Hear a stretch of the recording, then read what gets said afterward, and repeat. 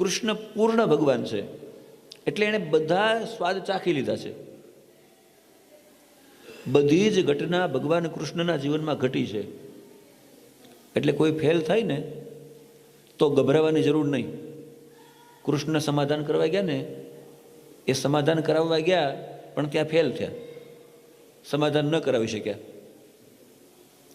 એટલે કૃષ્ણ ભગવાને કીધું આપણને આપે, એ તો ફેલ થાય જ નહીં, પણ આપણા માટે આપણને બતાવ્યું કે તમે કંઈક સારી કોશિશ કરવાના હોવ ને, ભગવાનને ખબર હતી હું જઈશ, દુર્યોધન માનશે નહીં, પણ તમે સારા માટે કંઈક કરવા જતા હોવ અને તમને એમ લાગે કે સામેવાળો મારું માનશે નહીં, તો પણ તમારે એકવાર કહી દેવાનું.